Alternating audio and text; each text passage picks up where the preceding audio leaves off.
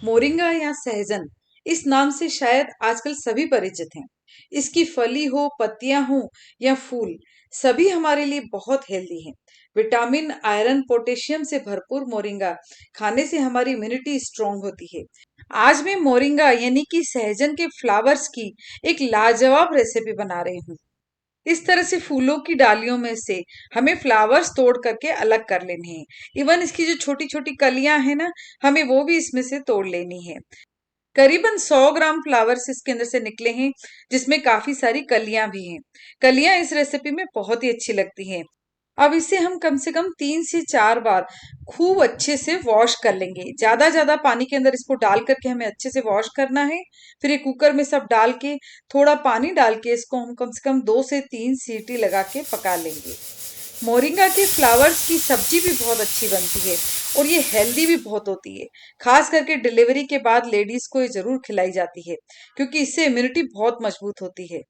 Steam निकल जाने के बाद हम कुकर खोल के इसमें से सारे फ्लावर्स को इस तरह से निकाल के और उनको हल्के हल्के हाथ से हम छलनी पर प्रेस करेंगे, तो इसका एक्स्ट्रा पानी पूरा निकल जाएगा। ये पानी हम किसी भी सब्जी की ग्रेवी में या फिर पराठे का आटा गूंथने में यूज कर सकते हैं। देखिए, फ्लावर्स को मैंने इस तरह से फैला दिया है ताकि वो थोड़े से ठंडे हो जाएं। अब देखिए, मैंने यहाँ पर करीबन 1 कप दही ली है, जिसको थोड़ा फेंट लिया है मैंने अच्छे से। और अब ये दही हम एक बाउल के अंदर शिफ्ट कर देंगे। इसी बर्तन में हम करीबन आधा कप पानी डालेंगे और वो भी इस दही के अंदर हम मिक्स कर लेंगे। अभी मैंने यहाँ पर 1 कप दही का यूज किया है, आगे चल के हम इसमें 1.5 कप दही और डालेंगे। और अब इसमें हम डालेंगे कुछ मसाले।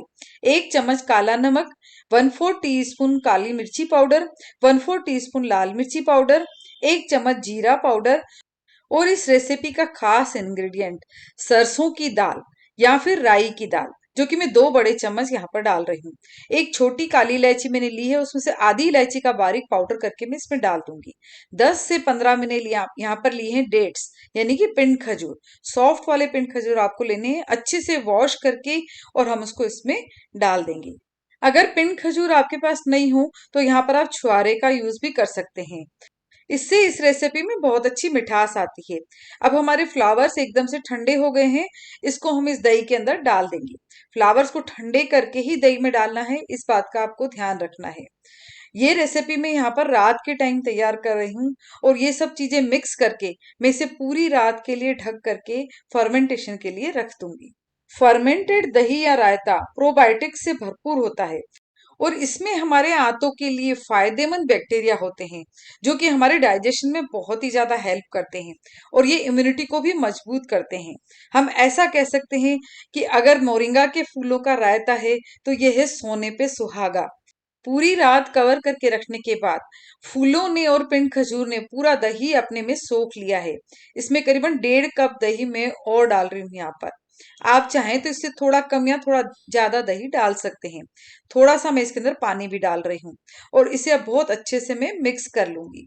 इसमें सभी मसाले डले हुए हैं, सिर्फ हमें नमक टेस्ट करके थोड़ा यहाँ पर सादा नमक डालना है, क्योंकि नमक हमने सिर्फ काला नमक ही डाला था रात में। इस रायते को आप रायता नहीं कह करके मट्ठा कह सकते हैं और हम इसे सिंधी में कहते हैं स्वांजड़े जे गुल्लन जो मट्ठो। क्या बढ़िया मट्ठा बन करके तैयार हुआ है।